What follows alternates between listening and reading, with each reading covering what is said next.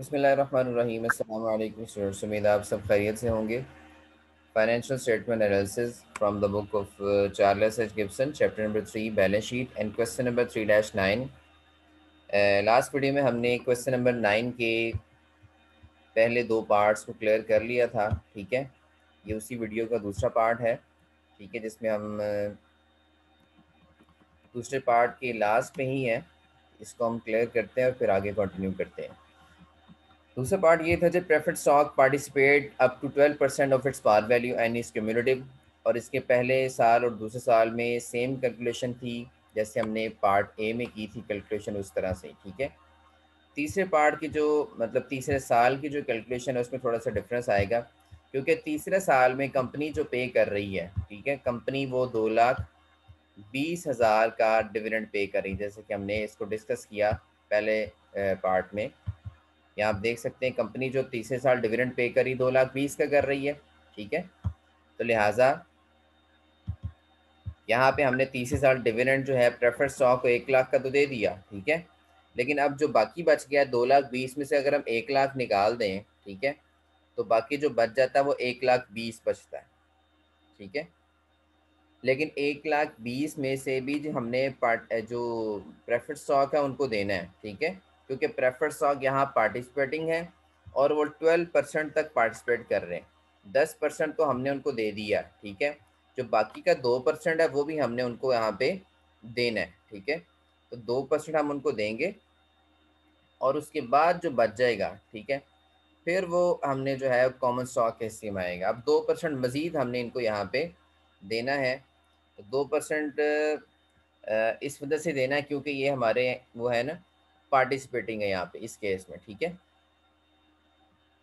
भैया लिख सकते हैं कि प्रेफर्ड स्टॉक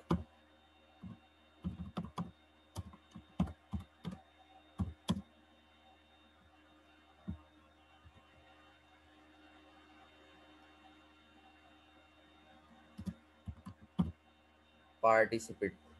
ठीक है, यहाँ लिख देंगे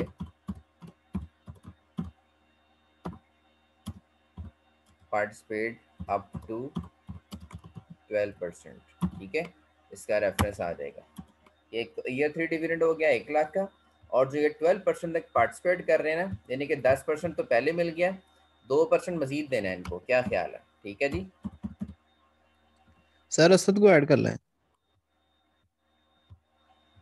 सारे एडिड है। क्वेश्चन पे फोकस करें। 100 है, और देन यहाँ पे हमने इनको कितने परसेंट देना है? 2% देना है। मुझे इसकी कैलकुलेशन करके बताएं फटाफट कि 2% मजीद देंगे इनको तो कितना बन जाएगा। इसके बाद हमने कॉमन स्टॉक को देना है। ठीक है, जो कॉमन स्टॉक के हिस्से में आएगा, सर जी 2% क्यों? क्योंकि हम ये पार्टिसिपेट कर रहे हैं 12% तक। ठीक है, अप टू 12% उन्होंने कहा है। 10% तो ऑलरेडी हम इनको दे चुके हैं। जो बाकी का डिफरेंस रह गया ना 2%, वो हमने इनको मजीद देना है। ठीक है, टोटल टोटल ये 12% तक पार्टिसिपेट कर रहे हैं ना, लेकिन वैसे जो हमने इनको देना था वो 10% था, वो तो हम दे चुके हैं यहाँ पे। बाकी जो रह गया था इनका मजीद पार्टिसिपेशन जो कर रहे थे वो 2% की कर रहे थे, वो 2% मजीद हमने इनको दे दिए यहाँ पे। सर आपने आगे बोला कि हम इनको जो इनका हिस्सा बनता है वो तो देते हैं, उसके अलावा मजीद और भी देते हैं। मजीद और दे रहे ना यहाँ पे, ये 2% जो है ये मजीद ही है। ये जो 2% मजीद दे रहे हैं ये मजीद में ही आएगा ना। देखो 10% तो उनको मिल गया जो उनका बनता था। ठीक है, अब वो पार्टिसिपेट कर रहे हैं यस ट्वेल्व सर। परसेंट तक, यानी कि सर वो ये अब आपने कहा 2% देना है, तो इससे ज्यादा भी 3% भी हो सकता है या सिर्फ टू थ्री, परसेंट अगर ही वो होना है? 13% तक पार्टिसिपेट करेंगे तो 3% हो जाएगा। अगर वो 14% तक पार्टिसिपेट करेंगे तो 4% हो जाएगा। यानी कि 10 से जितना ज़्यादा पार्टिसिपेट कर रहे हैं वही मिलना है ना उनको। अप टू का मतलब होता है मतलब कि इतने तक पार्टिसिपेट कर रहे हैं, तो इसमें से उनका बनता जो था वो 10% बनता था वो दे दिया, यानी कि इसके ऊपर जो मतलब डिफरेंस है वही वो पार्टिसिपेट कर रहे हैं। ठीक है, 2% मजीद पार्टिसिपेट कर रहे हैं तो 2% हम इनको मजीद दे देंगे। ये कितना बन गया भाई? कैलकुलेशन की किसी ने? ये मेरे ख्याल बन जाता है को 20,000 बन जाता है। जैसे 1 लाख बना था, इसका 20,000 बन जाएगा 2%। 10% का 1 लाख बना था, तो ये 2% का 20,000 बन जाएगा। ठीक है जी। तो ये हमने प्रेफर्ड स्टॉक को दे दिया, उनके क्यूमुलेटिव वाला मामला भी क्लियर कर दिया, और जो वो पार्टिसिपेट कर रहे थे वो भी हमने इसको क्लियर कर दिया। ठीक है जी।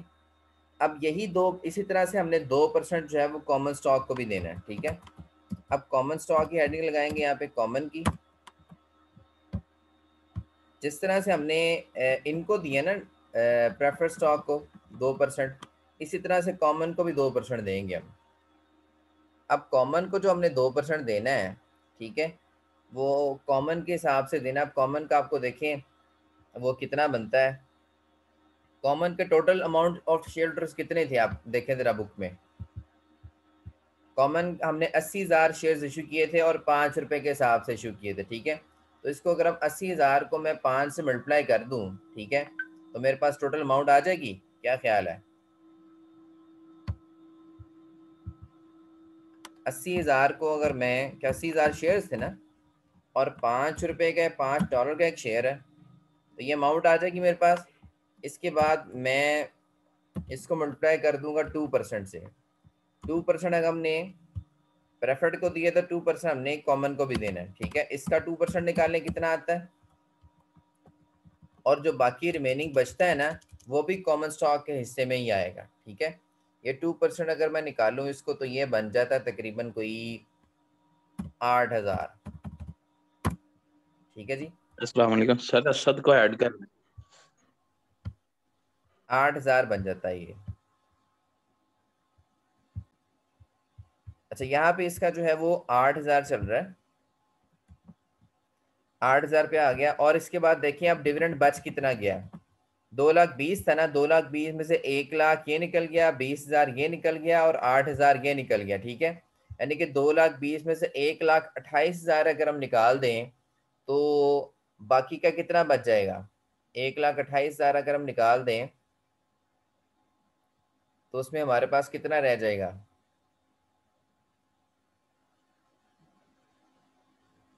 क्या सर? ठीक है। 2,20,000 में से 1,28,000 हम निकाल दें। अब यहाँ पे हमने बेसिकली जैसे इनको 10% दिया था ना, ठीक है, यहाँ कॉमन को भी हमने 10% दे देना है। ठीक है। यहाँ पे एक हम कॉलम ऐड करेंगे, कॉमन को भी हमें देना पड़ेगा 10% के हिसाब से। पार्टिसिपेशन उसके बाद में होगी, कॉमन को भी हम यहाँ पे 10% देंगे।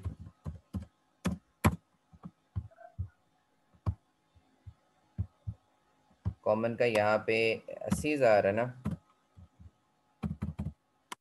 और यहाँ पे आ रहा है जी आपका 5, और फिर 10%। कॉमन के हिसाब से ये 10% कितना बन जाएगा इनका, ये तकरीबन 40,000 बन जाएगा कैलकुलेट अगर इसको करें तो। अब सिनेरियो देखें दोबारा से। प्रेफर्ड स्टॉक को हमने कितना देना था, 10% देना था। ठीक है। 10% दे दिया, वो उनका 1 लाख बन गया। ठीक है। अब कॉमन स्टॉक जो थे ना, जो अब चूंकि प्रेफर्ड स्टॉक हमारे वो पार्टिसिपेट कर रहे हैं 12% तक। ठीक है। तो जो बकिया जो 2% है ना, वो देने से पहले हमने कॉमन स्टॉक को भी उतना ही देना जितना हम प्रेफर्ड स्टॉक को दे चुके हैं, क्योंकि पार्टिसिपेट वो उस वक्त करेंगे जब कॉमन स्टॉक होल्डर्स को उतना मिल जाएगा जितना उन्होंने ले लिया है। अब प्रेफर्ड स्टॉक ने पहले कितना ले लिया, 10% ले लिया था ना। जब तक हम 10% कॉमन स्टॉक को नहीं दे देंगे, उसके उससे पहले हम पार्टिसिपेट नहीं करवाएंगे प्रेफर्ड स्टॉक के लिए। ठीक है। बात समझ आ रही है? पार्टिसिपेशन उस वक्त वो करेंगे जब उतना ही हिस्सा कॉमन स्टॉक होल्डर्स को मिल जाएगा। यहाँ प्रेफर्ड की बेशक हेडिंग लगाए, आपको इजीली क्लियर हो जाएगा। प्रेफर्ड,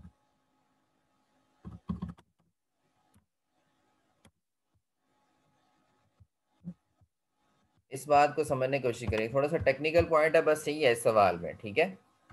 कि जब पार्टिसिपेशन का केस आता है तो हमने क्या करना है, जितना प्रेफर्ड स्टॉक का बनता है ना, सवाल में 10% बनता है, वो हमने उनको दे दिया 1 लाख। ठीक है। और उसके बाद बकिया 2% इसने पार्टिसिपेट करना था, क्योंकि ये 12% तक पार्टिसिपेट कर रहा था। ठीक है। बकिया 2% हमने इसको देना था ना, लेकिन ये 2% देने से पहले जितना हम इसे ऑलरेडी दे चुके हैं ना, इतना हमने कॉमन स्टॉक को भी देना है। इतना हमने कॉमन स्टॉक को दिया, वो बन गया 40,000, ठीक है। उसके बाद जो डिविडेंड बचेगा उसमें से इसको पार्टिसिपेट करवाएंगे। उसके बाद जो डिविडेंड बच गया उसमें से हमने प्रेफर्ड स्टॉक को 2% दिया। अब चूंकि प्रेफर्ड स्टॉक को 2% दिया तो फिर अब कॉमन स्टॉक को भी 2% देना पड़ेगा, ठीक है। फिर उसके बाद देखेंगे हमारे पास अब कितना बच जाता है, ठीक है। अब मुझे बताएं कैलकुलेट करके, 2,20,000 में से हमने 1,00,000 प्रेफर्ड को दे दिया, 40,000 कॉमन को दे दिया, फिर 20,000 हमने 2% इसको दिया, फिर 2% हमने जो है कॉमन को दिया। तो टोटल हमारे पास कितना बच जाता है वो मुझे बताएं ज़रा, कितना रिमेनिंग बच जाता है 2,20,000 में से, फटाफट कैलकुलेट करके बताएं ज़रा। ये तकरीबन कोई 52,000 यहाँ पे बन जाता है हमारे पास, ठीक है, जो रिमेनिंग है। और यहाँ पे हम देखेंगे टोटल हमारे पास इस साइड का 1,20,000 लग जाता है टोटल, ठीक है।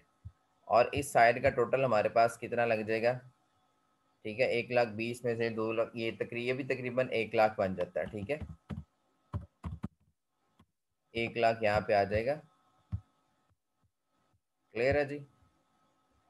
तो ये हमारा जो है वो तीसरे साल का केस हमारा इस तरह से होना है। ये जो रिमेनिंग डिविडेंड है, ठीक है, वो फिर हमने कॉमन स्टॉक को देना है, ठीक है। Dividend to common stock. Participating का केस मैं दोबारा एक दफ़ा से रिपीट कर देता हूँ आपको, ठीक है। पार्टिसिपेटिंग में क्या था कि प्रेफर्ड स्टॉक 12% तक पार्टिसिपेट कर रहे थे, ठीक है। लेकिन असल में हमने इनको देना कितना था, 10% देना था, इसका सवाल में लिखा हुआ था, लेकिन ये पार्टिसिपेट कर रहे हैं 12% तक, यानी इनको हमने 2% मजीद देना है। तो सबसे पहले जो इनका बनता है ना 10%, वो हमने इनको दे दिया, ठीक है। मजीद 2% देने से पहले आपने जो एक काम करना वो क्या है, जितना आपने इनका प्रेफर्ड स्टॉक का बनता था ना 10%, ठीक है, उतना आपने कॉमन स्टॉक को भी देना है, ठीक है। प्रेफर्ड स्टॉक को 10% दे के मजीद पार्टिसिपेशन नहीं करवानी अभी आपने, ठीक है। मजीद पार्टिसिपेशन आप प्रेफर्ड स्टॉक की उस वक्त करवाएंगे जब इतना ही आप कॉमन स्टॉक को दे चुके होंगे, ठीक है। प्रेफर्ड स्टॉक को 10% दिया आपने, इतना ही पहले कॉमन स्टॉक को दें। उसके बाद जो बचता है ना, फिर उसके बाद पार्टिसिपेशन होगी, ठीक है। अब 2% पार्टिसिपेट कर रहा था, प्रेफर्ड स्टॉक को हमने 2% दे दिया, दैट इज 20,000, ठीक है। उसके बाद कॉमन स्टॉक है, कॉमन स्टॉक को भी हमने 2% देना है, उसी तरह जिस तरह से हमने प्रेफर्ड स्टॉक को दिया उसी तरह से कॉमन स्टॉक को भी हम 2% देंगे। उसके बाद भी अगर डिविडेंड बच जाता है तो बकिया डिविडेंड वो किसका है, कॉमन स्टॉक होल्डर्स का है, दैट इज 52,000, ठीक है। यहाँ तक अगर बात क्लियर हुई तो मुझे बताएं। So that's all about these two first parts. Next parts हम next video में इंशाल्लाह क्लियर करेंगे। Thank you so much. Okay sir.